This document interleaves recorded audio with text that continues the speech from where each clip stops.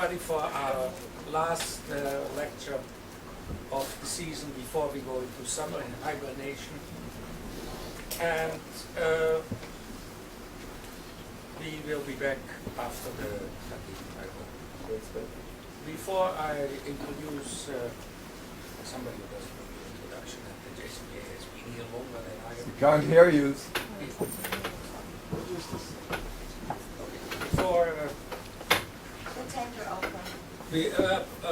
Before I introduce somebody who doesn't really need introduction at the JCPA because she has been here longer than I have been here, Professor Rela Geffen, I want to spend just 2 or 3 minutes on the last developments in Norway, because some people cannot believe, some people simply don't believe that I don't invent these stories.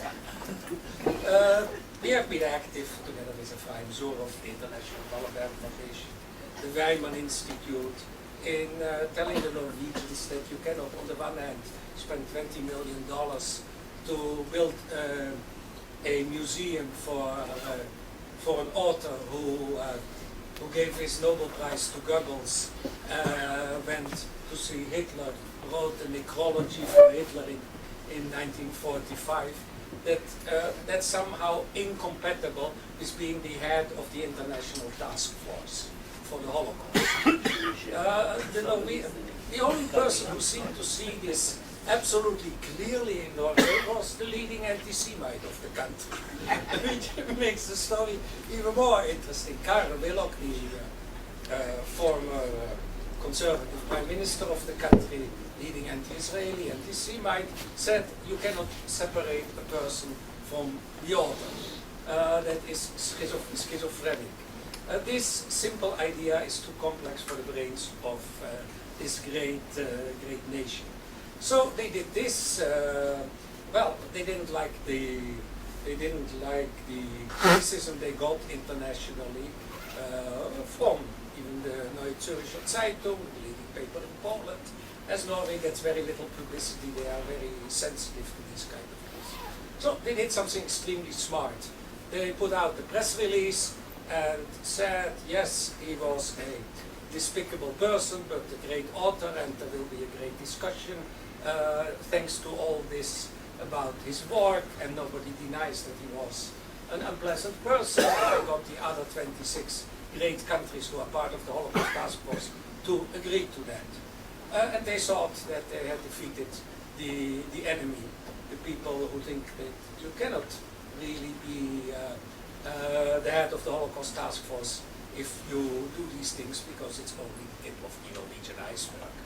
Well, it only took another 3 days, till this morning, till Haaretz this morning published the nice story, which they knew for a long time, that the Holocaust inverter, Trine Lilling, who is an employee of the Norwegian embassy or Norwegian Foreign Ministry, who had sent around Holocaust pictures next to the famous pictures of the IDF doing the same as the Holocaust on the ministry email from her office in Riyadh, which is a famous country for human rights, since Human Rights Watch is financed from there. She was there, an employee, an anti-Semite in the Norwegian Foreign Office. The Foreign Minister came here, Störe, in February. He said to Maarif, she is no longer there. Well, there are 300 papers in Norway, and not a single one had either the money or the brains to call up the embassy in Riyadh to find out whether what the minister said was true. For that, you have to come to another country, to Israel. The Haaretz reporter, Knavlich, who comes sometimes to our meetings, called up the embassy and asked to speak to Mrs. Lilling.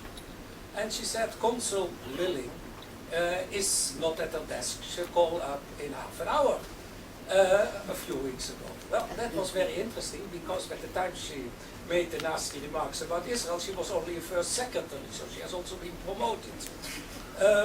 So we now have, this morning, broke the story. A, that Norwegian ministry still employs an anti-Semite in its Riyadh office. Secondly, that the minister had lied to Maariv when he said that. Well, I think all this goes extremely well together with being the head of the task force for the Holocaust. And we'll keep you posted on further brilliant developments in this interesting country. Now to the now to the better part of the morning. Now, Rela Geffen, Professor Rela Geffen, but she was the president of the, until 2007, Baltimore Hebrew University. She's vice president of the Jerusalem Center for Public Affairs. Before that, was academic dean at Graz College, and she has really followed this life cycle rituals and how they change. And you certainly I think it will be a very interesting and amusing lecture on how Americans nowadays, American Jews, do their bar mitzvot and weddings and funerals, because this is a sign of great innovation in which American Jewry contributes to the Jewish world at large. I won't keep you longer, Rela, please. I'm glad. Can you hear me with this? Does it work? Okay, good. I'm glad you think American Jews are humorous. Well, actually, I'm going to show you some very funny things, but I will start off with a little serious analysis. I've been interested in studying the life cycle ever since I tried to put together my schizophrenic life running back and forth between Columbia University and the Jewish Theological Seminary of America, which are, for those of you who know Manhattan at all, as much as 6 blocks apart, New York blocks apart, which are very short blocks. It can be even closer if you're at Columbia on 120th going to the seminary on 122nd Street. And one place I was studying sociology, and especially of the family, and of religion, and the other I was studying Talmud. And I needed to be able to put it all together, and one of the ways I did was by studying all of the halakha and all of the developments that had to do with different spheres of the life cycle. And the more I studied the Jewish family also, the more that I began to see the connections between the great cycles of Jewish life. And the great cycles of Jewish life that most Jews go through are the life cycle, Orach Chaim, and the cycle of the year, calendar. So within the life cycle that goes throughout your entire life, you're also every year doing the calendar. And so I became interested actually in both of them. And just to give you a little foretaste, this is one that is about the calendar, not the life cycle. This is a Haggadah for Thanksgiving, which is a very important Chag in America. We have to give off class Erev Thanksgiving because students don't come. The good news is that Thanksgiving is always on Thursday, and that the main food that was chosen for it is turkey. It is possible that pilgrims that we could have had as the centerpiece, as one of my colleagues once said, roast suckling pig, in which case Thanksgiving would have been wrecked for the Jews, or it could have been on Shabbat, but all those things are not the case. And this is a Seder Le Yom HaHodayah, which was put together by the American Jewish Committee to be used by Jews and non-Jews to have a ritual to say before the meal. Anyway, you can look at it later if you want to. It's not only good, it is very widely used. Oh, thank you, Betsy Mills. Yeah, it's a really a lovely piece, actually. You can get it in. You can get it online. Okay, and this, just another Vorspeise on the other side. Shouldn't say that about a Brit Milah. This is a booklet from a Brit Milah. Happens to be an Orthodox family. This is a booklet that was done for all the participants in a Brit Milah so that they would be able to follow the ceremony, so they'd be able to say the correct responses, whether they knew Hebrew or not, as part of the Kahal. And also having parts for different members of the family, kind of a script for a Brit Milah. That's not how it started. But what happened was that creating this for Simchat Bat, because nobody knew what happened to the Simchat Bat, so you had to have a script, so people would know what was coming next. The hashlacha was that they said, wait a minute, why aren't we doing all this for our boys too? And they started making booklets for boys. So why is all of this interesting? Well, yes, we need to have things, yeah. Bring men back into Judaism, absolutely. It's actually a major issue in America today, but that's not what I'm talking about today. I'm talking about the rites, the passages. And I do have illustrations for you, but I'm not going to show them to you. They're a treat. And you don't get them till after you listen to the theory first, okay? You agree? All right. Do you want me to stand? I couldn't use that because it came too high. I'm vertically challenged. Okay, it's a new category for you. Vertically challenged. Vertically challenged. As all of you probably know, every religion, ancient and modern, has special rites of passage that are tied to biological and sociological events that typify life. These rituals flow seamlessly from birth through puberty, through marriage and death.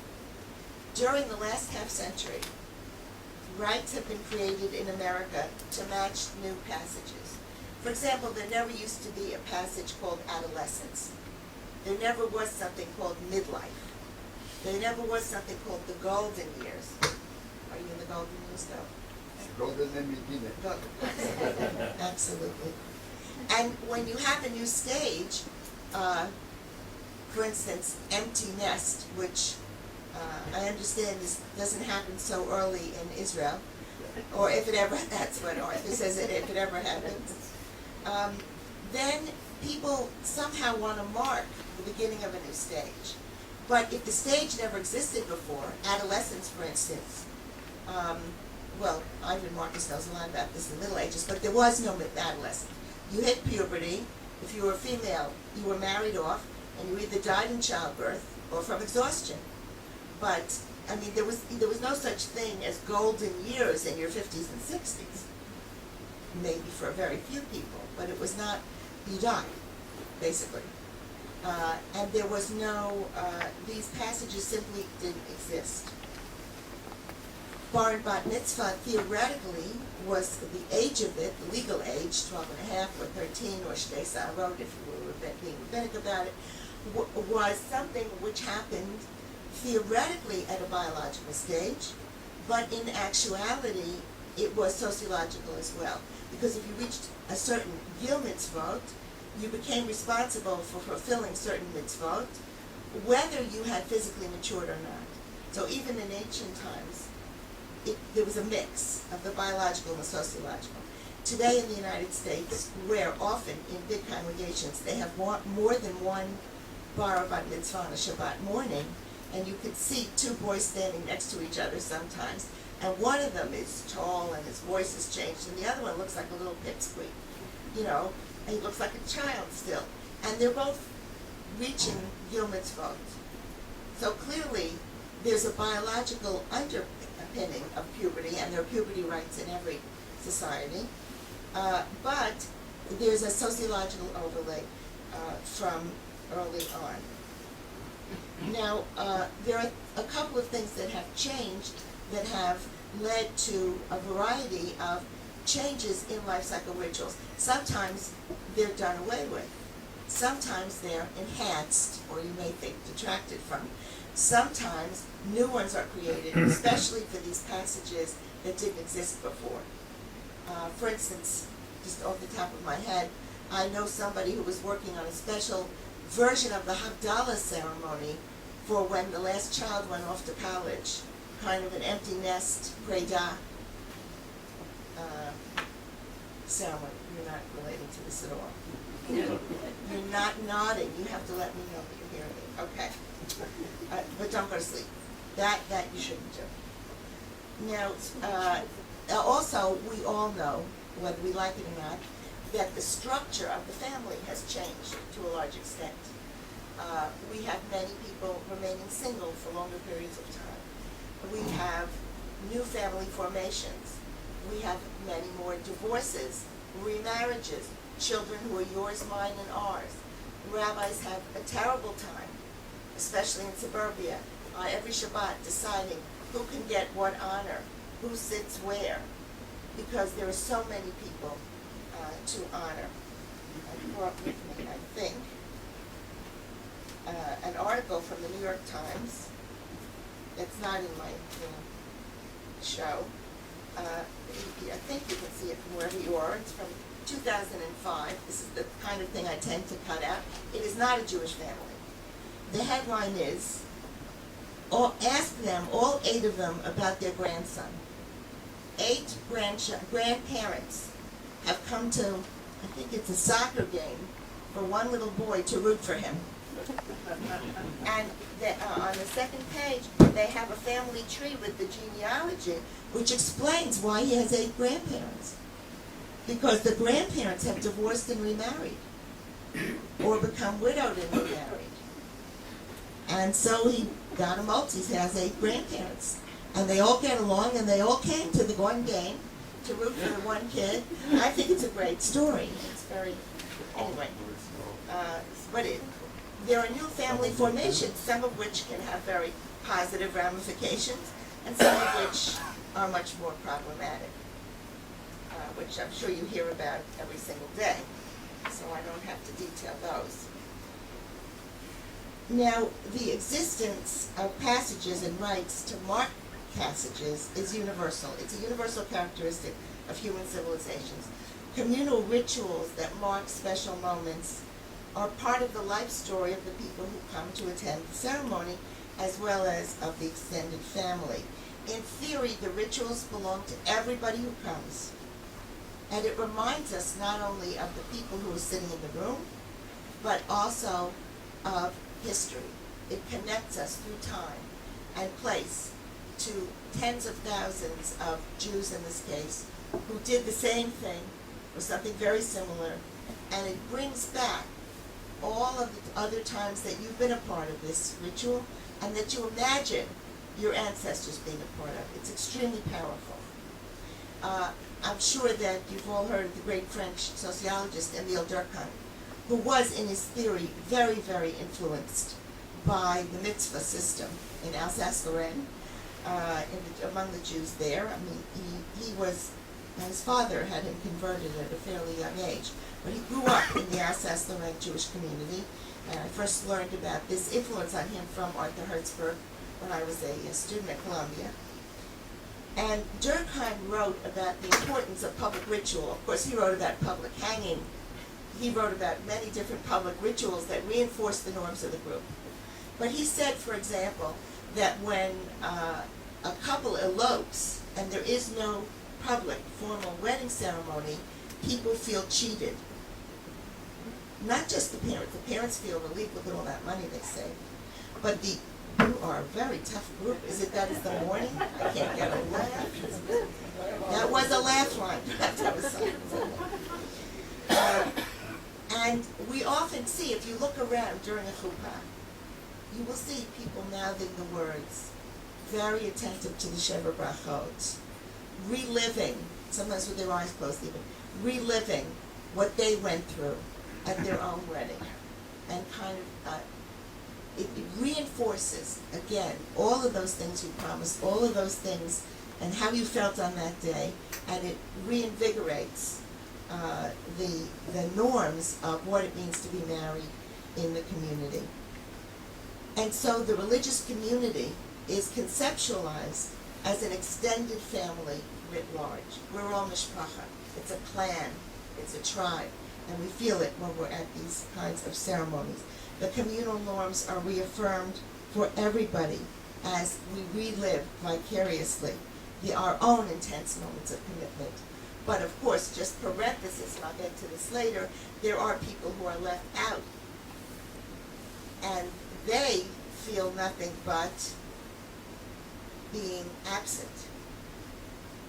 Well, I'll get to it in a moment. When individuals or groups are left out or are absent, they feel like they're not real members of the Jewish community. And the best example of this is being single.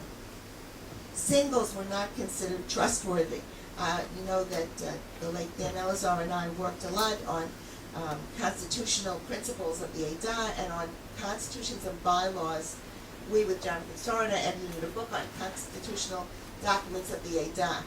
And when I was analyzing the synagogue ones, one of the things I noticed very early on was, in order to be a member, forget that you had to be male, you had to be married, and to be an officer, preferably married with children. You weren't considered a real grown-up unless you were married in the Jewish community. And so singles at all stages of life very often feel left out of these rituals. But the very familiarity of the ritual enhances its power. We would think it would make it boring for us, but that's not the case. It actually makes it stronger. And the communal context is further reinforced. The system was built by the rabbis, of course, by saying that there has to be a minyan at many of these rites of passage, and that they are followed by a communal meal, a seudah shel mitzvah, and commensality, or the group eating together. We don't eat totem, unless chapped liver is our totem. But one never knows. There was another landmark. Was that an American landmark? All right. Okay, but we do eat. This part of the audience. You're there. All right. It is very, very important that food be served. My grandfather was born on Tisha B'Av. He must be the Messiah. Well, he did live to be 99 and a half because he never had a birthday cake. We decided that was the reason. But one of the Sheilot, one of the tshuvot that he wrote was on bar mitzvah on Tisha B'Av. Because you do read Torah and, all right. Anyway, the question is, what do you do about Seudah Shel Mitzvah and the Simcha in general? So food is very important. And of course the Jewish calendar is filled with things related to food. The most famous, of course, is Pesach, but even, now I don't know all the Sephardic customs, but at an Ashkenazi Brit Milah, you serve nahit, garbanzos, also Sephardim, clearly a fertility symbol. The poor mother, she just had one, she's going to have another. And you serve nahit, chickpeas, hummus, garbanzo beans. They're round. They're round, yes. Also the Shalom Zachar. Yes. Also as Shalom Zachar, which is also called the Ben Zachar, which is a little redundant. But that is the other name for it. All right, so one of them. Now, in America, quite a long time ago, actually one of the first ceremonies like this, confirmation, took place at Temple Beth El of New York on Shavuot in 1848. And the idea that the Reform movement had, which it partially copied from the Protestants, but they also felt that bar mitzvah was just the wrong age today to say someone was a grown-up. It felt wrong to them in every way. And originally they moved it to age 18 to coincide with graduation from high school, which was the level of universal education they were shooting for in 1848, which is pretty early actually to be shooting for that. And later it got moved back to age 16 after Gita Yud. And the idea was to hold a public confirmation on Shavuot in front of the whole congregation. So that again, you had the reaffirmation of the Brit, doing it on Shavuot, the congregation being reminded of the Brit, and guess what? It didn't work. They tried their darndest to do away with bar mitzvah. They took it out in many congregations for a good 50, 75 years, and it did not work. The parents wanted bar mitzvah. And sometime in the 1950s and 60s, it started to come back in, and when they put in bar mitzvah, they put in bat mitzvah as a public ceremony. But they had actually done away with it. The idea of having something at 16 or 18 is not a bad idea. It's actually more consonant with the world that we live in. But it just didn't feel right to them to be the event. Now bar mitzvah and bat mitzvah are so popular. I don't have this article from the New York Times for you, but there was a wonderful one a few months ago that all of these kids who are not Jewish, who live in New York, want to have bar mitzvahs. That's the new thing. Everybody wants bar mitzvah, Jewish or not. It's about Indian, it's an Indian kid. Dr. Adler says there was an Indian kid in the article. Yes, there is. Everybody wants a bar mitzvah. What they want is a party and presents is what they want, but They don't want to put me up. they don't want to bring you up. Well, actually, up until fairly recently, Brit Milah was, or circumcision was ubiquitous in America. I think what, 85 or 90%. It's back in again, yes. They say it prevents against AIDS. Everybody got hysterical. Okay. Rela, are the churches accommodating them? Not that I know of, but clearly they need an adolescent rite of passage that's powerful. Okay, look, we take It Judah. doesn't bother me. No, but we take All right, all right. So, Is that what they did? Dr. Marcus says they moved confirmation back from 16 to 13. That's interesting. Okay, now the democratic nature of Jewish life cycle rituals. Just one word about this.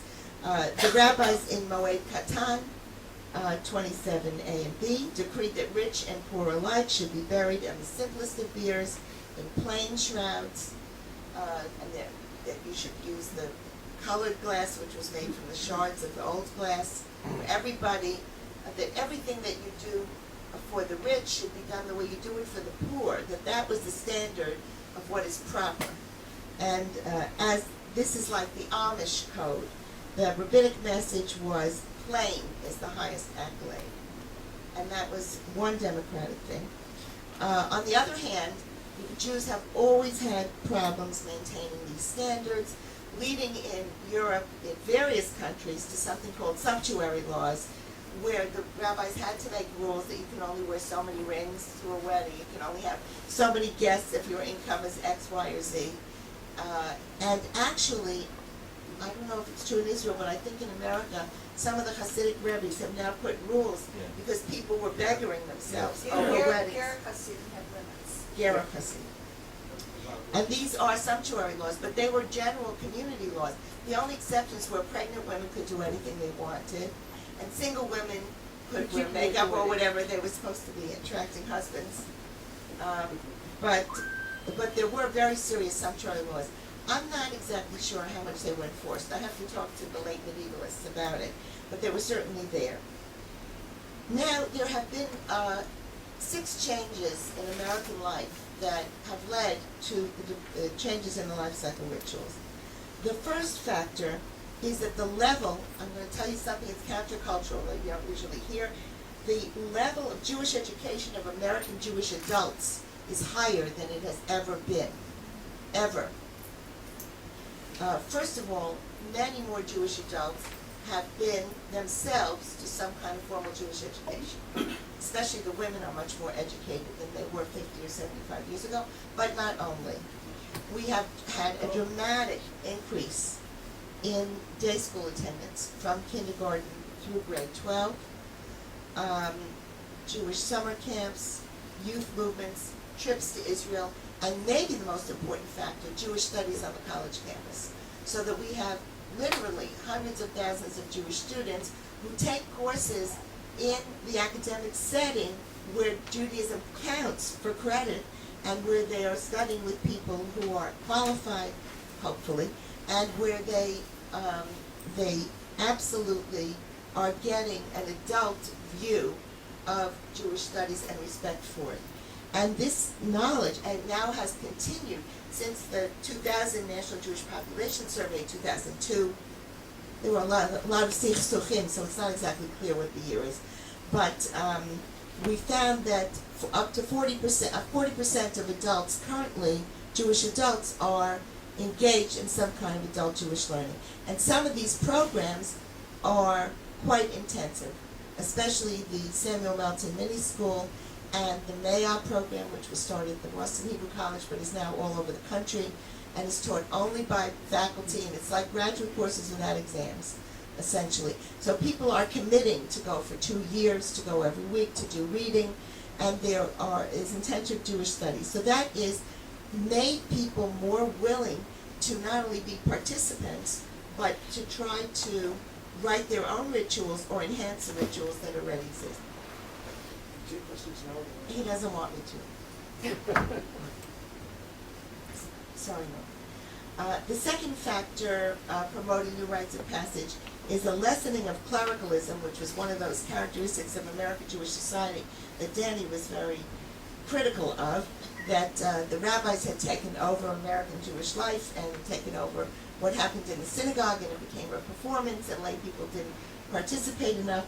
And one of the hashlachot, one of the derivative impacts of the Chavurah movement in the 60s and 70s and into the 80s was that within, not only within the separate Chavurah services, but also in mainstream, in the congregations, lay people began to be more active and taking roles, and including in Reform congregations, where the rabbis had done everything. They didn't even let cantors do anything. Rabbis read the Torah, rabbis lifted the Torah, rabbis had the aliyot, they really did everything. And in the last part of the 20th century, lay people began to be more engaged in actually not just being there while a ritual was performed, but performing them themselves, rather than delegating them to someone else. Another factor leading to innovations in rites of passage is the growing openness to conversion. Now, the conversion rate is very low. It's at 5% of the interfaith couples, and has been for about 25 years. It's been that low. It wasn't that low in the 1972 survey. By 1990 it was. Any conversion, Reform Orthodox. Yes. Well, what went down the most was where the most were, which was Reform. Because the patrilineal descent decision, which was, I think, 1983, killed it. But that's a different lecture. But anyway, yes. However, the countervailing factor is that the desire to teach people who it was feared were leaving Judaism led to a kind of outreach and also preparation for conversion, which always included the Jewish spouse. They had to go to class too. They had to become more educated. And very often, converts make fabulous Jews. And they get very engaged, and then they try to get the spouse engaged, but the spouse married a non-Jew in the first place, in a lot of cases, because they weren't so engaged. So they say, for this, I married this person, this is the wrong person. They turned into someone else. But that's one of the things that happened. Then there was the drive of the Jewish feminist movement to include women in traditional rituals and to create new ones where none previously existed. Mitzvah in London, in England, and all of the territories, it's called Bat Chayil. I see we have a Bat Chayil person here. But Bat Chayil is just like confirmation. It's a group, and the one that I went to anyway, they wore white dresses, they carried flowers, they marched down the aisle. It was much more like a confirmation kind of a ceremony. Maybe now it's more like Bat Mitzvah, and also sometimes called Bat Torah. The traditional term, the rabbinic term, the legal term, because it was used first by the liberal movements, then if you were running an Orthodox one, you wanted to make sure that people didn't get confused and think that she was going to do all the things she would have done at a conservative or reform one, and therefore you had to use a non-traditional name. So that was just an irony. Now, another important factor is internal factor, again, in the Jewish community, was the emergence of the new family forms. Oh, I know, I wanted to mention to you, just to give you an example of a more way out kind of new one. This is a menopause ritual. I know you don't think it's way out, Betsy. No, I was once too one. Used to. Okay, well, there was a famous one developed by the San Diego Jewish Women's Collective. Is that the one?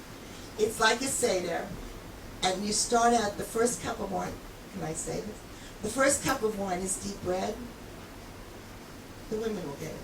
And then you keep moving to different colors of wine till you get to white wine at the end. See, all right. I think it was brilliant. It's not exactly so. Let's put it this way. It hasn't made it into the lexicon of what most people do in the United States, but it's an example. And actually, the San Diego Women's Group put out a booklet of all of their ceremonies. There's also one for first menstruation, but because the Jewish custom was you hit the girl. Right. Terrific feeling of welcome into womanhood. What? Well, I hadn't heard it of it until my students told me about it 40 years ago. Slappers. Well, that's a good question. It's obviously a folk custom. Bring the blood to her cheeks. This should be the worst hurt you ever get. Who knows? It really reaffirms her. Okay. So that's just another example. Okay. Now, now we also have this. Yes. What? Okay, evil demons, whatever, like breaking your glasses to check with this with your evil spirits. I always say only Jews break crockery at happy moments.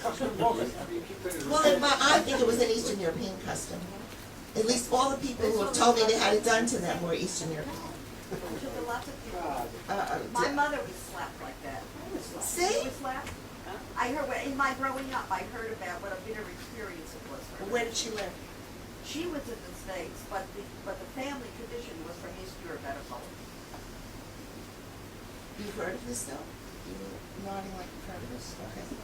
Now, I'm almost at the examples on the PowerPoint, so just hold on for another 2 minutes. Then we have this, so we have these new family forms, we have new stages. We also have this neo-Hasidic influence and search for spirituality.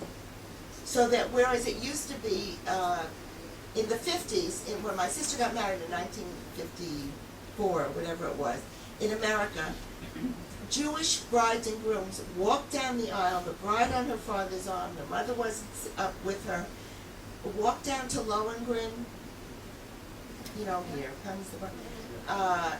The ceremonies were as Protestant as you could possibly imagine. And today, people who never would have dreamed of it suddenly have a Chassan's Tish and a Badekin and circling the bride. The bride circles, but now sometimes the bride circles 3 times and the groom circles 3 times. And they both walk around once, but they're circling, that's the point. And all of a sudden you have these traditional Jewish wedding customs, and I went to a wedding, it was early on in the 70s, and it had the traditional Jewish wedding customs in it, and I was in the ladies' room, good place to hear what's really happening, what people really think, and one woman is saying to another, this is a really strange wedding, I've never seen anything like this, what happened to the traditional wedding? But that's what happens, and that's why they needed booklets, because nobody knew what was going on or what they were supposed to do.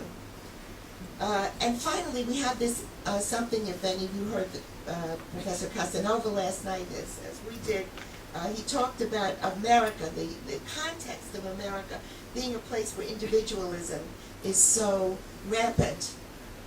And so even with regard to religion, which is considered an ascribed characteristic, which in sociology means you can't get rid of it. We know you can change gender now and race and all that, but gender and race and age and religion are ascribed characteristics. And a very famous student of religion named Wade Clark Roof, who's an expert on American Protestantism, he calls Americans switchers. They would change their religion as fast as they will change their hair color. That's what he says. Americans are switchers. And this has influenced the openness of American Jews to take on and to incorporate new customs. Religion is viewed as something changeable. And then finally there is this exploration of spirituality and mysticism, and particularly Kabbalah, in the non-Jewish world surrounding the Jews in America. I wrote this before Michael Jackson was all the Shalom, but if it's good enough for Madonna and Michael Jackson, then it becomes the vogue for Jews to follow non-Jews and take their own heritage more seriously. So if Madonna can wear tefillin, so can you. She did. She does. Yes, and she changed her name to Hamalka Esther. And she doesn't cook on Shabbat, but she says she's not Jewish. Okay. Tuesdays. No, but she was in Israel visiting and she's paying $2,000 a night for a hotel room in Tel Aviv, and she asked for a hot plate. You know, like not a blech, but a hot plate for her room, so she wouldn't have to cook on Shabbat. So she wears tefillin in the fall. Whatever. Okay, now I'm going to show you a few examples in a PowerPoint. Wait, do you want to do one? And I will have to do a little of the reading for you because it's almost impossible to actually read it on the screen.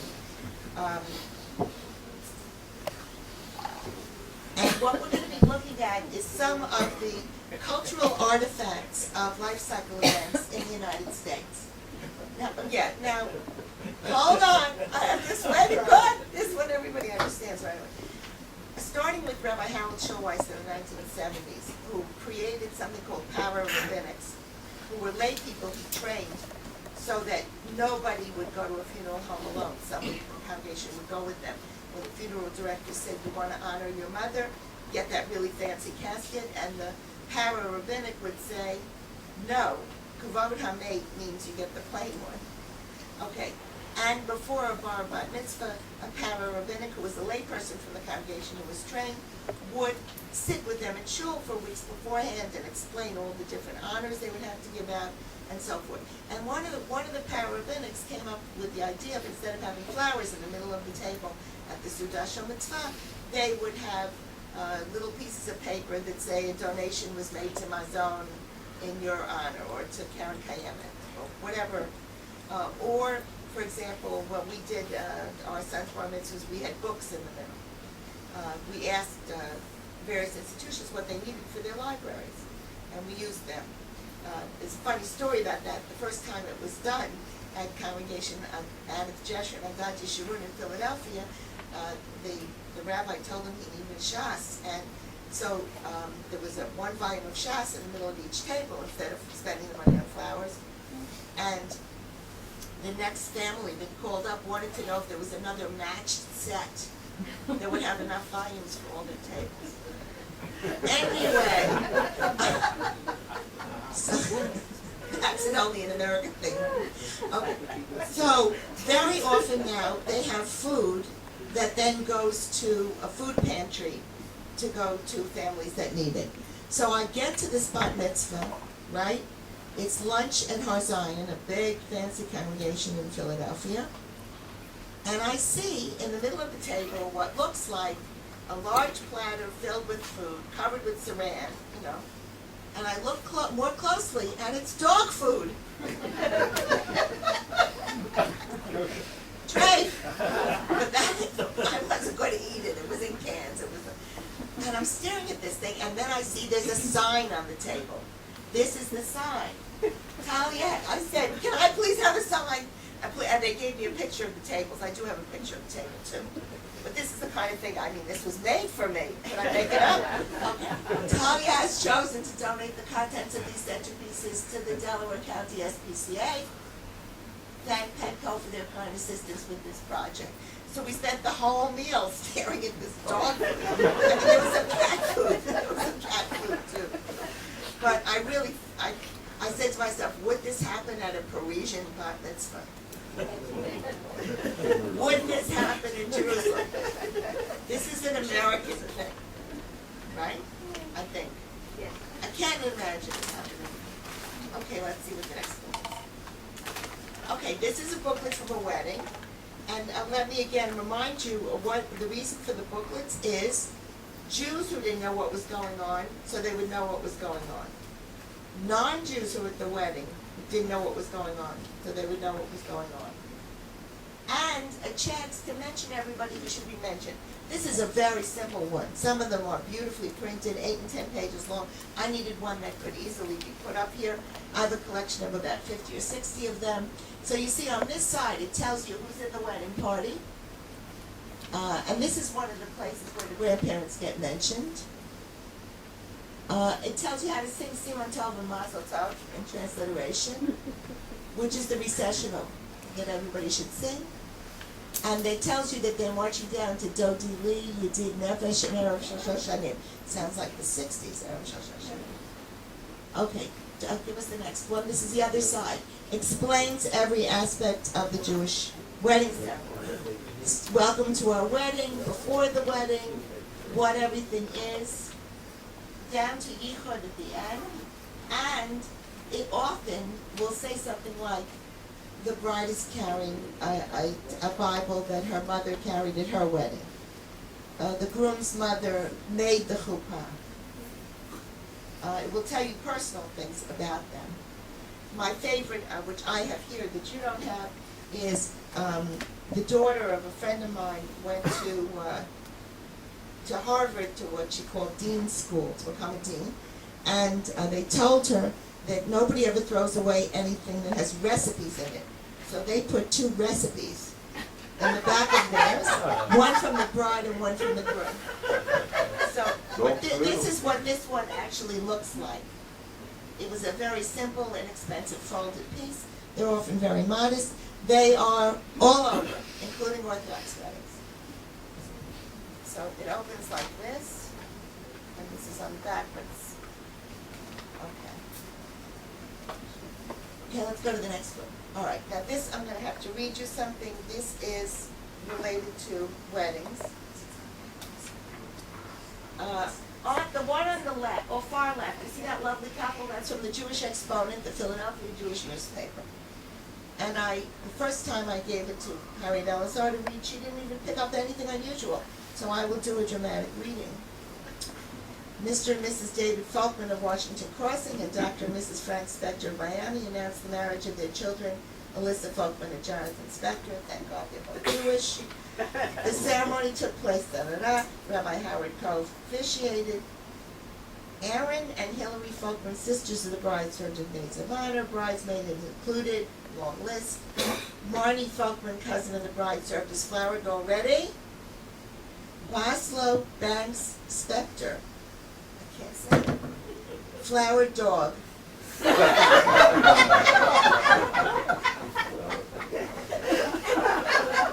It's worth the whole thing. Harriet, that wasn't unusual to you, huh? She reads flower girl, blah, blah, blah. I was once a flower girl. Flower dog. Was escorted. They let the dog down the aisle by himself. Was escorted by Courtney Block, cousin of the groom, and junior bridesmaid. Okay, that's why that one's up there. Okay, oh, dog. That's what you're going to remember from the whole lecture. Okay, so the one next to it is a birth announcement from a few weeks ago, and the only reason that I put it in is because this will be the next lecture in another year. It'll be about the four generation households of the United States and what that means. But this particular birth announcement, which is in the New Exponent style, which is very informal, so it begins Bubby, Bonnie, and Pop Pop Michael Rubin.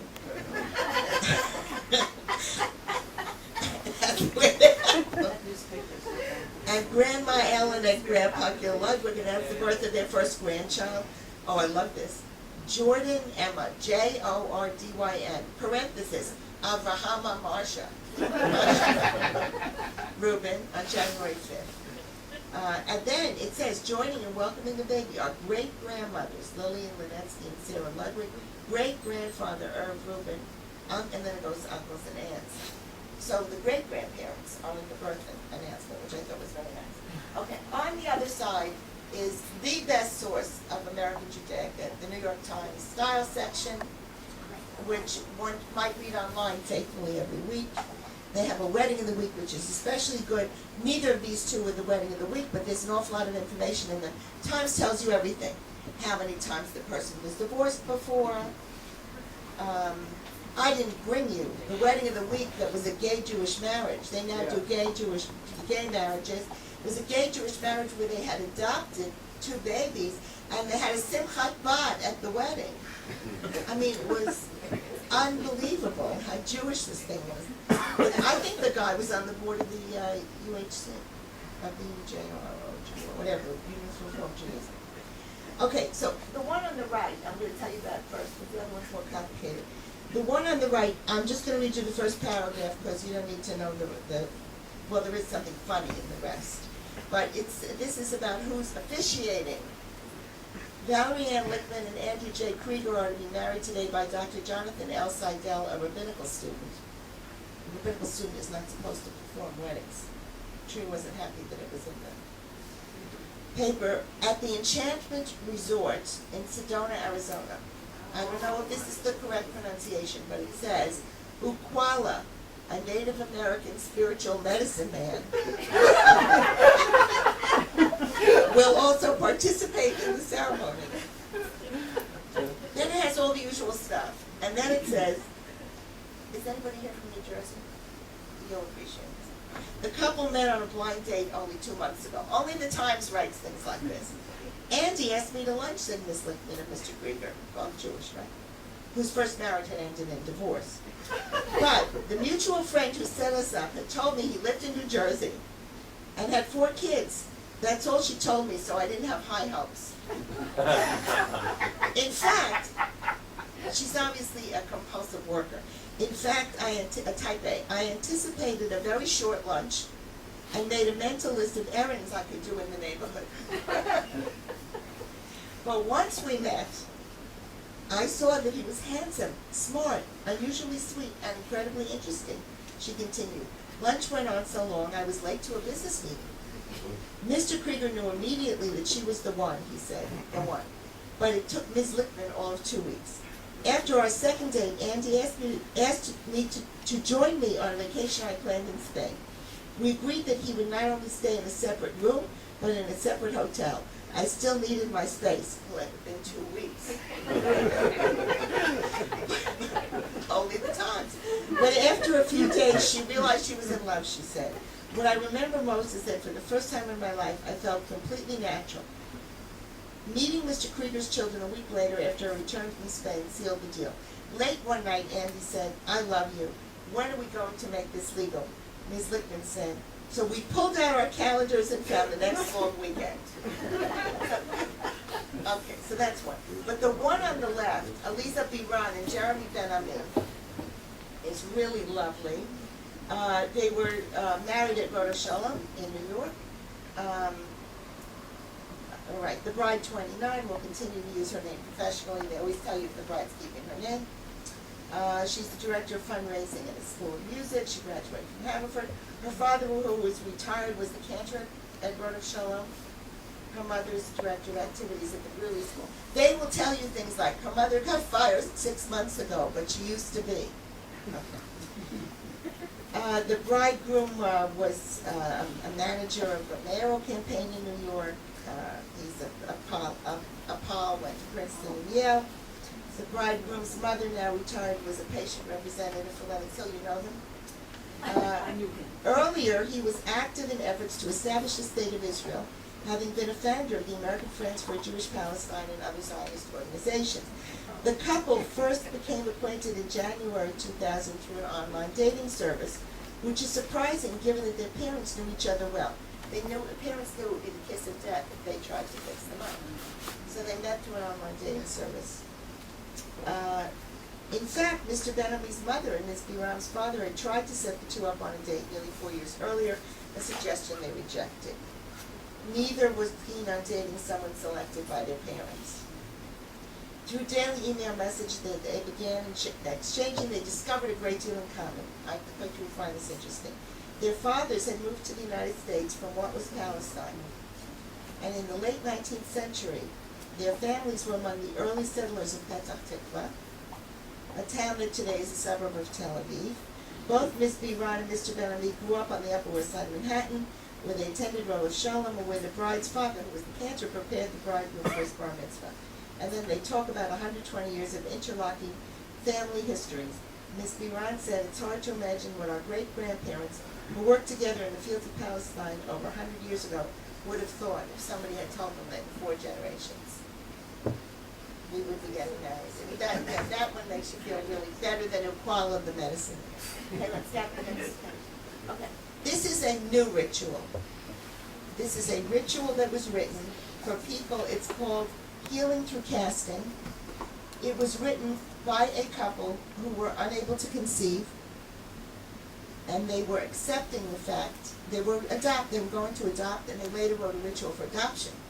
But they needed to give up the bitter feelings they felt about the infertility and not being able to have biological children. They decided to take the framework of a traditional ritual. So they chose Tashlich. And the idea was to cast away those bitter feelings. Now, I'm not saying that this is something that every couple that has an infertility issue would use, but it did strike a chord when I saw it. And they say, Seder Kabbalat Akamut. We created this ceremony to help us mourn and accept our inability to conceive a biological child, to share our disappointment with friends and family, and to enable us to move ahead with our lives after infertility. And the ceremony, they read the famous chapter from Ecclesiastes, a time to embrace, a time to refrain from embracing, our time to plant has ended, our time to mourn has begun, and then they crumbled some bread in their hands, they threw it in the water, and they adopted a child. Very happy. But this came out of that sense of mourning. I already told you about the menopause one, so I won't go back to that. All right, let's see the next one. Just briefly, adult bat mitzvah. Many women, this is something that's probably generational, and another generation won't be necessary. But in the last quarter of the 20th century, many women who had never had a public bat mitzvah studied with a group for a year or two, and then had a public ceremony where they ran the whole service, they read Torah and so forth, they gave learned drashot, and that is basically what... Rela, can I just add to that? Very often in my case, You had an adult bat mitzvah. I had an adult bat mitzvah, but my class, we studied for 2.5 years together every week, was made up of people like me who grew up in Orthodox homes, men and women who grew up in Reform homes, and never were part of that, and not at least one in my group, and each group there has been one male who was not Jewish, who had joined the congregation, whose family were part of the congregation, who through this 2-year study went through conversion, including circumcision and so on. So it was a whole community adult event. Thank you. The last thing I'm going to tell you about with regard to, and then I'll be happy to take any questions that you have, has to do with the latest, which is booklets for funerals. And this is the latest. And, now the reason I first came upon it was you're going to think I'm crazy. Just leave it on that one, that's the whole thing. But I don't want to show it to them until I tell them about it. I went to a funeral by mistake. Now you might ask, how could somebody go to a funeral by mistake? Now it's true I have no sense of direction, but that's not the reason. I get the paper delivered on Shabbat. And there was a notice, and I can say the name because Alan Middleman knows about it. I thought his mother died. There was a notice that a woman, I get the paper delivered on Shabbat, and he doesn't answer the phone on Shabbat. I couldn't call him to check. But it said Mitzi Middleman, spelled the way Alan spelled his name, and the funeral was the next morning. There was no way to contact him to find out if it was the right person. But just in case, since I was in Philadelphia and it was nearby, I went to the funeral. Well, I want to tell you, once you walk into a funeral, they shut the door. Whether you know the person or not. When I told Alan the story, he laughed. Thought it was very funny. And I actually think his mother's name is Mitzi Middleman. And it's spelled the same way. I mean, how could I not? It seemed like it was worth a shot. So, meanwhile, when I discovered that I didn't know anybody at this funeral, except the rabbi who was officiating, I started to talk to the funeral directors, and they were the ones who first told me about the booklets. And the internet has a lot to do with it. All right, you can go to the next one. Go to the next one. Did you ever see the movie Bye Bye Riverman with Alan King? They wind up at the wrong funeral parlor. Oh, somebody else has done this. Hesper by Alan King for about 15 minutes, and they discovered it's the wrong guy, and they're all relating to it. I see, you're right. Okay, so this is a very simple one. This is a Xerox of it. And turns out that the Catholics started doing it first. But a lot of it has to do with the internet, because it now always has a MapQuest map on it, how to get to the Shiva house, which is a great thing to have. So this one has the 23rd Psalm, El Malei Rachamim. It tells you where the Shiva will be, what tzedakah she wanted you to send. If you're going to make a donation in her memory, please, we're going to make it to the Alzheimer's Association, so she must have had Alzheimer's. And this is very interesting. The Shiva will be observed at the minimum residence, tells you where it is, and actually on the other side was a map of how to get to the house. That's a very simple one. Then I was in Baltimore, and somebody died, and there was an 8-page booklet. And it was too much to get copied. But it included things like a picture of the person, a description of his illness, the lyrics to his favorite song, which everybody had to sing at the funeral, directions, the clergy, a clarinet soloist with what he was going to play by Rachmaninoff and Irving Berlin, and where donations could be made. This is and there are the lyrics too, always, that everybody had to sing, by Irving Berlin. And this was much more elaborate than that one page that I had seen a few years earlier in Philadelphia. This one is from 2003. So this is the latest with the booklets. Well, I hope that I've given you a taste. We haven't talked about many, many other aspects of this. It's a fascinating development in American Jewish life. I want to Yes. say something about the picture. Yes. That Haredim also now put pictures on so many have the same names that you get mixed up. And so they now put pictures with only men. They will not, if a woman dies, they won't put her Picture it where? What? In the newspaper, they'll put it on the Hodaat Eiffel, because they found a lot of men with the same names.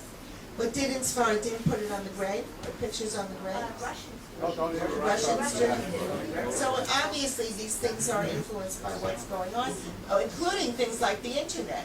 If you can now easily put a map on how to get to the Shiva house, think of how many calls it saves somebody, and so forth. It's a very practical thing to do. Well, I'm trying to give you a taste of what actually could be a whole course on what's a very important development in American Jewish life. So thank you for being such a great listeners. Questions? Okay, let me just write down. Can I give on other? We'll take to the next question. Thank you very much. You're no less a good entertainer than a good lecturer, and I enjoyed it very much. I want to say two things. One is about the rite of passage of adolescence, which you mentioned. Yes. Now, in this country, we have the going to the army at the age of 18. And I wondered if there's anything at all that you could compare with this in American Jewish life at the age of 18 or any other age that might mark the end of adolescence. That's the question. The comment has to do, or perhaps another question about the patrilineality, which you mentioned, the patrilineal decision.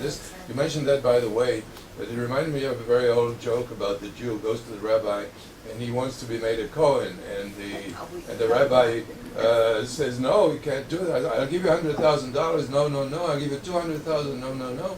Finally, he says, I'll give you $500,000, another $500,000 for yourself, and $500,000 for the congregation.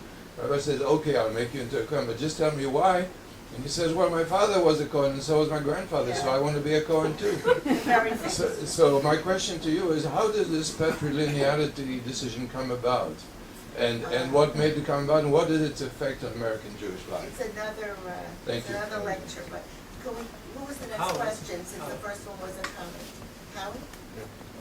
Howie?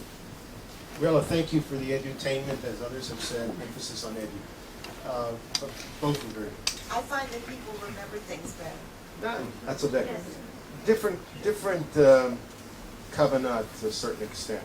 And that's the impact of intermarriage on these kinds of new rituals. And we were informed the other night, different contexts, that 51% of today's university students have a parent who's not Jewish. Jewish universities, potentially Jewish university students. Yeah, well, yeah. 51% of potentially Jewish, that is, they're at least half Jewish. Yeah, okay, all right. Potential No outreach issue. people. But there are things that we're reading about where there's an attempt in some of these marriages, families, to combine the ritual of Christmas and Hanukkah. Christmas. Right. I have a book called Christmas. Okay. And other things like that, and dealing with the two different grandparent sets, cultures, religions, etc. Have you studied it? What impact has it had? Yeah, I'm going to talk a little bit about this some more at the World Congress where I was thinking about grandparenting. But, all right, let me start with comparable to entering the Army. I would be very, very interested to know if the Rabbanut has developed, or anybody else, a special tekes or tefillah for the family to say before the child starts basic training, or something that would be like that Havdalah ceremony, that you were starting a new phase. It seems to me it cries out for it. Now there's civil religion, there's swearing in at Mitzvah or at the Kotel. These are very powerful civic religious rituals, a la Robert Bella. But I'm That's thinking, after Tiranout. yes, but right. But I'm thinking about kind of a preda. I think the going off to the college is the last child going off, or maybe even the first, to live away from home for an extended period of time the first time is the comparable piece. It doesn't have the life and death hanging over it in the same way, but it seems to me that going into the Army begs for a ritual. And of course, coming home safely, you can say Birkat HaGomel. But in terms of leaving a preda ritual, I think there should be something. The other thing I was going to say, kind of, it's a little more humorous, is the other comparable thing in America, all right, I'm going to say it, is getting a driver's license. That is a major change in family life, in the child's life, and also going into sakana and chashot of a different type, and worry. Danger to the child, danger to the parents, worry. Cell phones have helped a little bit, but now you can put chips to track your kid. You can track them, but that's the only other comparable thing. I don't know if any ritual has been written for it. Is the going to college something like that? I don't know. Has anybody heard of anything? Rituals? Yes, for going No, off but to that's college. why but they switched to the 16-year-old confirmation, because that's actually a rite of passage. The psychology of adolescence shows, I think Sandy Aston pointed out, that the biggest transition is the movement to college. 15 to 17 is when you get your driver's license. You should excuse me, when the average upper middle class student experiments with sex, drugs, and college. And that's why subconsciously I think those rituals were moved. Unfortunately, but those rituals are not making it right now. They're dying No, out. I agree, but I'm saying that, yeah, Yeah, that's. I'm going to check on it now that I think of it, because I don't know of any for going to the Army, and I don't know of any that have been instituted for going off to college, and it seems to me that would be something that would come up from the grassroots. But it happens in every household, Jewish household in America. Colleges institute rituals. They call them orientation day. They have all kinds of. Yes, and the parents go with the students and live at the school sometimes for a few days before. But that's not the same thing as that this change in the family, where a child is actually leaving home for a substantial period of time, which here, most of the students live at home, or many of them, so it wouldn't be quite the same thing. About patrilineal descent, I'll just say two sentences because it's a huge topic, but there were many, many reasons for the decision which was made in the Reform movement to accept the children of a Jewish father and a non-Jewish mother. They're actually, the language is they're under the presumption of being Jewish, which has to be activated by some Jewish ritual being done by the parents, such as naming them in the synagogue, setting up for Jewish education, and so forth. And one of the major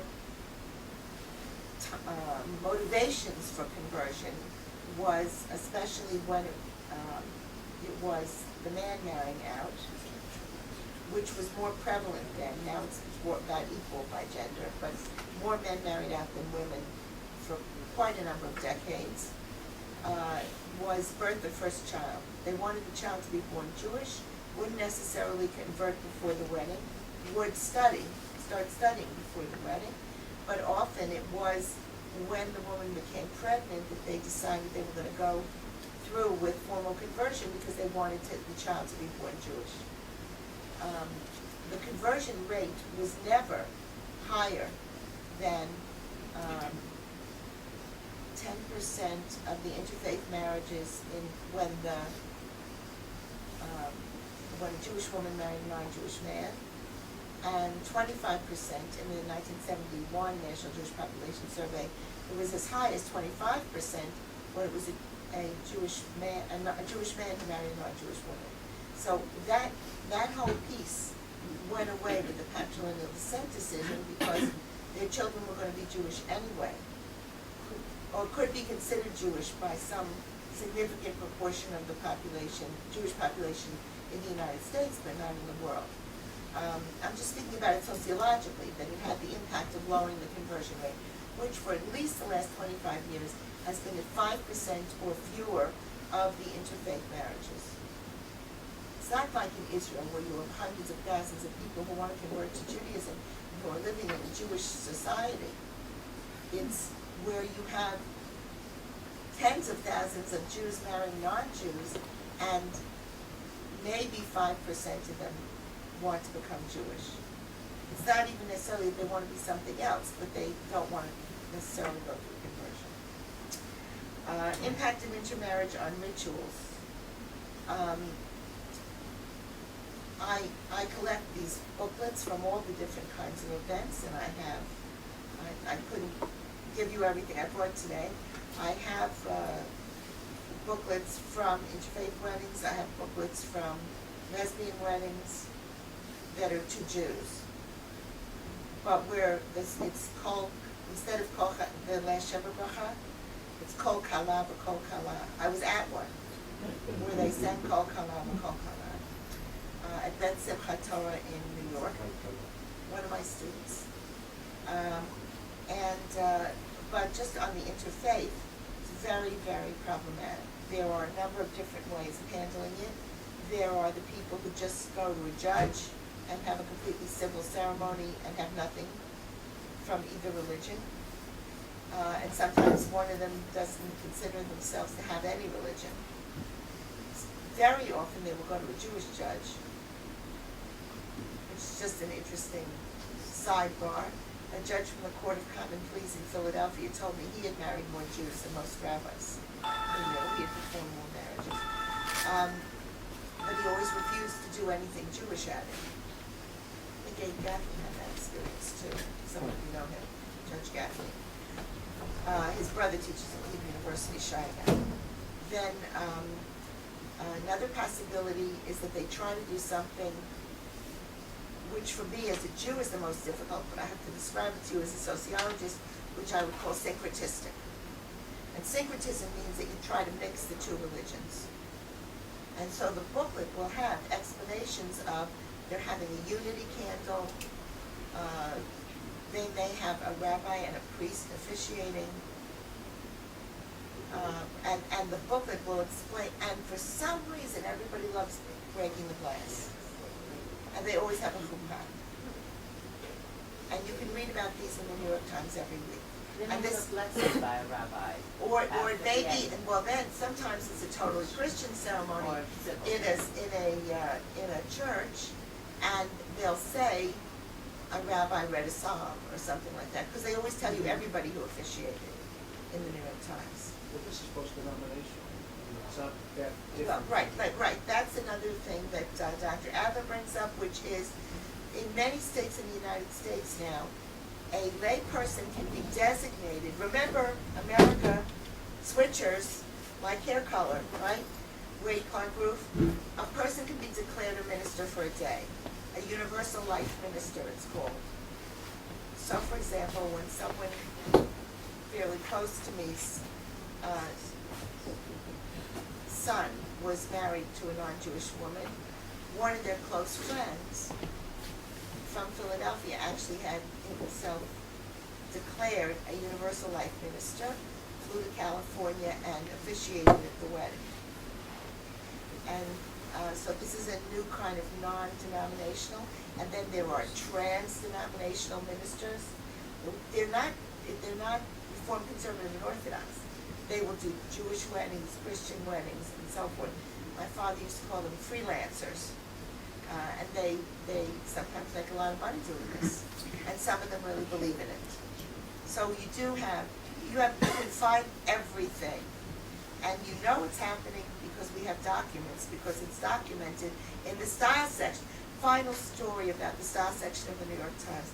It used to be given, before it was in a wonderful form that it's in now, but it used to be given in sociology theory classes, methods classes, as an example of intervening variables. A student once did a study of the New York Times wedding section and came up with the finding that it was anti-Semitic because there weren't enough Jews represented. Now, anybody who reads it regularly knows that it's quite the opposite. Ibcha mistabra, as they say in the Gemara. And the problem was, you see, that he did it between Pesach and Shavuot. Now, whether Kuala would have officiated then, I don't know. But there was an intervening variable that the person wasn't aware of, and so learned the wrong thing from the study. What was Ukwala supposed to do there? What was Ukwala supposed to do? I don't know. I wasn't there, John. But I do think that if any of you go to events here and you see anything, especially like the booklets happening now in Israel, I'd love to see them. I'm especially collecting things about including grandparents now. And there is, in America, the grandparents are usually in the booklet, and they always march down the aisle if they're able. The latest thing, which has come from Israel to America, is putting the names of grandparents on wedding invitations, even if they're dead, and sometimes even on bar mitzvah invitations. The other thing is in the Reform movement, and I'm not sure of the year in which it was invented. I asked David Ellison to try to find out for me. They instituted a beautiful ceremony, which is handing the Torah down the generations, and they will have a grandfather, a father, and a son, or a grandmother, or whoever, three representatives of three generations, but there's always a grandparent. If there is one, isn't one, I guess they use someone else from that generation. And they literally take the Torah, Sefer Torah out of the ark, and literally hand it down. Which, is another one of those things like the casting. Or my other favorite is in Simchat Bat, which I didn't get to talk about, a ceremony where they lay a talit on the table, and and the baby is laid on the talit, the way a baby boy would be on a pillow. I mean, they may carry a baby girl in on a pillow also. And then there are verses from Tehillim and other places in the Tanakh that have to do with the Shekhinah, and not only the Shekhinah, but God covering us, sheltering us, protecting us. Each grandparent is at a corner, if they're alive, or someone like a grandparent. They read their verse. I usually start crying every time I describe this. I'm doing well today. As they read their verse, they swaddle the baby with their corner of the talit. It is a beautiful, beautiful ceremony. There are many things that have been written that nobody else does. That family does it, and everybody else goes, ugh, I don't like that. This swaddling the baby is such a natural thing to do, and it goes with the verses so beautifully that it's one that's become pretty popular. So Thank you. So we have a long list now. Oh, there's more. Yeah, sure. Okay. And there's a long list, and after this we won't take any more questions. Just want to make two announcements. First of all, on the grandparenting, there is an interview which I did with Rela on our website of Changing Jewish Communities. It explains this whole concept of the changing role of the grandparent in American Judaism today. And the second thing is you can hear Rela, a few of us, also at the World Congress of Jewish Studies. Jerusalem Center once again has a full day of lectures at the World Congress of Jewish Studies at Hebrew University. The 3rd of August, Monday, 3rd of August, we will send out a list of lectures and how you register and so on. So we have Betsy Landis, Don Landis, Professor Norman Adler, Judith Clark, and Dr. Julie Marcus. Okay, we'll take them all in one. That's right. Yeah, okay. Betsy, can you raise your microphone? Oh, okay. Just one comment and one question. The comment is the Thanksgiving Haggadah must be considered, I believe, a gift of the Jewish community to the non-Jewish community. It's very integrated with other slavery and so on, and not an assimilative move. Okay. I'd like to go back to the dog and cat food. I think we all laughed at it, but it is. No, dog food, don't like cats are disgusting. I agree, I'm allergic Just to let that. her talk. I think it must be seen in a very positive concept of at a time where adolescents are particularly self-involved. It has been an effort, I think, and I'd love to hear your comment on it, from families and rabbis and communities to get the kids to see themselves with relation to the outside world. So very often we will get an invitation for a bar bat mitzvah that says instead of a gift, Jody would like you to consider, a gift to me, Jody would like you to consider a gift to the Alzheimer Foundation because her grandmother had Alzheimer, so forth and so on. Oh, you. On the dragon, the comment arose between the mention of a ritual that might be comparable elsewhere in the world to the Israel kids going off to service. And then you picked that up, right? And that is a ritual linked with being given the privilege to drive a car. I think it is an enormous item of significance. Why? Not only because it's so dangerous to drive, but it's really the beginning of adult freedom. Once a kid is able to drive, the world view becomes his territory, and it's deserving of privilege. Next one is Norman. Yeah, Rela, thank you for a very interesting survey and in-depth talk. Both at the same time, I have a question. I'd like you to elaborate a little bit about your statements on adult education, collegiate onward in the States. It's the interface of the cognitive and the psychological.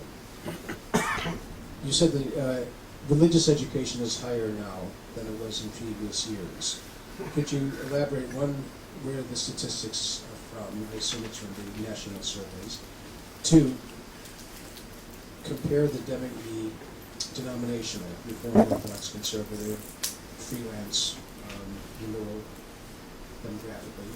Three, explain the paradox. We heard the other night, I think, at Howard's session. If you look at identity among college students, attitudes towards Israel, birthright seems to be one of the most effective causes. Chabad is probably as effective as Hillel. the attitude towards Israel is no greater among Jews than non-Jews, In a positive attitude. positive attitude. How does this increased education impact on ritual, identity, feeling Jewish, and Zionism? Yes. Which I know. Yeah. Judith, Clark, microphone is coming. I just want to point out something. This is the purpose is American, but to sensitize you to a little difference. You're quoting from the New York Times. I'm about to quote from Yisrael Hayom, and the headline was Neched Lenin. Now get out your fingers because this says Rav Elyashev's great-grandson becomes a grandfather. And what struck me was your first article about 8 grandparents to 1 children. And the numbers are so tremendously in reverse because the rest of the article points out that Rav Elyashev, who was turning 100, was an only child, and he now has close to 1,000 direct descendants from this single individual. So you have in the New York Times or whatever 8 to 1, and you have in Yisrael Hayom 1 to 1,000. And this is just something to sensitize you to another thing in terms of the difference between That making... wasn't a Jewish family, the one from the New York Times. I know that, but it's America versus what we are dealing with here. Number 2, when you make the comparison between a driver's license and going to college, going to the army, there's a humongous difference, just as our numbers are different. Our focus is different. A girl goes to college for his own personal development. You get a car for your own personal freedom. You go to the army for the good, not because you necessarily want it, or it's going to do anything for you, but you do it because your country, your community, your people, whatever, you did. It's the difference between the individual and the group. And both of these comments have to do with some very, very sensitizing issue of the difference between what we're dealing with here and what American Jewry is dealing with there. Last one, Judy. Thank you, Rela, for the wonderful descriptions of rituals and some of the factors which have led to change. I was wondering if anybody's systematically looking at the effect of the media on particular Jewish rituals. When you described your sister's wedding, it reminded me that in addition to Queen for a Day, there was television in the 50s of wedding ceremonies, and they had Jewish, Protestant, and Catholic. And almost all of them had Here Come the Bride as part of the television. We've had movies about wedding crashing. It's Mendelssohn, yeah. Oh, yeah, she's right, Mendelssohn. Okay. Mendelssohn. I didn't talk about it. Sorry. We've had movies recently for funerals, for weddings and a funeral, Wedding Crashers, the Virgin, whatever. We have Curb Your Enthusiasm, which is about a Jewish producer who's a little self-hating Jew, but he gets rituals into the television program. So there's a lot of media that goes on in addition to the New York Times style section. I was wondering if anybody's looking at those influences. Okay. You know, I just make my recommendation. Harriet rephrased my question very succinctly. What's the relation of Jewish education to religious Jewish education?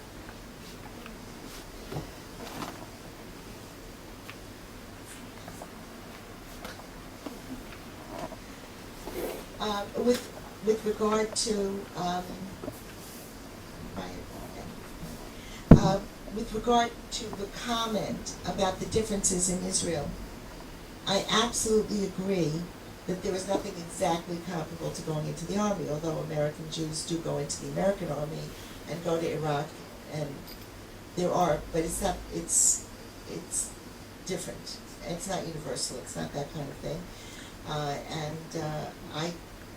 I agree with you that there's nothing exactly comparable, which is one of the reasons that it really surprises me that there isn't some kind of a ritual that is developed for it here. It's interesting to me. Maybe it's because of the general difference in terms of creation or expanding rituals here. Maybe it just doesn't happen as much. but I certainly agree with you that it's different psychologically and in every other way, but it was the closest we could come. We were asked for something comparable, so that's what we came up with. Our son graduated Hartman High School. Yes. And you should know that they did have something connected with graduation for the boys, where they were going to the Army, what they would be doing, and for each of the boys that were going off to the Army. And the parents were all there? Oh, yeah. So it wasn't a home ritual, but it was individualized. And many synagogues At the do Hartman also. High School. Hartman High School did it. I'd be My interested. son made Aliyah, and I don't know if this is equivalent, I'm not native, but he had a tekis ceremony, which I hear it says was afterwards, but it is a ceremony, and there's nothing equivalent in the It's States. not when you go in, it's after basic No, I know, but training. it's still ritualized, and there's Yes, nothing yes, like yes, it. well, I know about the after basic training ones, and Yeah, how, well, I and said there's the civil not- war. There's nothing like that in any other army that I know of. And it has quasi-religious symbolism. It does. It's more like the American ritual for becoming citizen. Yes. And they also get us back. Yes. Yes, I've been to them. I knew there was that, but I wanted to know if there was a home ritual or anything done in the Beit Knesset, but Beit Knesset has different functions here. Okay. So on that one, I certainly agree with you. We were just looking for anything that was comparable. I'm not sure about the descendants thing. My grandfather also lived to be 100. He also has thousands of descendants by now. I think that could happen any place. It's more likely to happen here because the birth rate is so much higher in certain segments of the community than in most developed countries. But the idea that we're going to have 4 generations living at the same time is something that, according to the estimates from the United States Census, within the United States, the majority of families will be 4 generational. I think it's by 2020, but it may be before that. So this matter of having all the generations alive at the same time, and that grandparents, for example, don't exist in traditional Jewish rituals after birth. You often would have a grandfather be a sanda, grandmother carry the baby in. But beyond birth, and in Sephardi families, the first girl would be named for the maternal grandmother or paternal, whichever. And so there were customs that related to grandparents, but they were considered gone after birth. You don't hear anything official, and now they're coming back in various I'd like to ways. say something about that. We now have 5 generations, which is what you were alluding to, and there's a new word for the 5th generation child. Uh-huh. Or maybe it's not a And new what word, is it? maybe it's new for me. Chamush. Chamesh. Chamush. Also chamesh. From the word chamesh. But we still Somebody don't has have just any. had a chamush. Excuse me, I was told by my great-grandmother that 5 living generations, she had been in the United States since 1860. 5 living generations of Jewish women get a free pass to heaven. All right. Did she tell you there was definitely heaven? Okay. So let me just quickly touch on these, and then I'll be around if anybody wants to chat. Getting adolescents to relate to the outside world. Who was that? Yes. I think that it's true that these thinking about what you're doing at the Sudah Shel Mitzvah very consciously is a very good thing, as are the mitzvah projects and so forth that kids do, and they're very common today. So it was the dog food that got me, the concept of doing something that isn't just spending a lot of money on flowers and throwing them away, or even if you took them to a nursing home afterwards. It seems to me is a very worthwhile. Yes, well, twinning was something that's right. American Jewish kids twinned with Russians. Yes, I was even at a bar mitzvah where they were able to bring the twin. That was really something. Okay, we talked about the Army driving the need for college. Adult education. It is prevalent across all of the movements. The content may be different. Even in Orthodox congregations in the mid-20th century, there was a lot of ignorance. By the year 2000, you had just about close to universal day school education for elementary school and for high school as well, in many places, not in small towns. For Orthodox Jews, you had in many cities, 30 to 40% of children from conservative synagogues in day schools. And their parents already more knowledgeable because whatever, the girls as well were educated as well as the boys, and their parents were already in Jewish studies on the college campus. The fact that they studied Jewish history, Jewish philosophy, literature on an adult level in the college situation, I think has made a tremendous difference in counteracting a lot of what was done very poorly in the afternoon religious schools. And it gives college students a way to identify that fits in the university setting, that they get credit for, that it's authentic and legitimates them, and they feel good about who they are, and doesn't necessitate any particular ritual practice. Nobody asks if you're patrilineal or not. There are Jews and non-Jews in the classes, and it's often a very important path. Now, we know from NJPS, from National Jewish Population Survey, that a very high percentage of Jewish students take at least one Jewish studies course on the college campus, and it's a major way to identify with the Jewish community.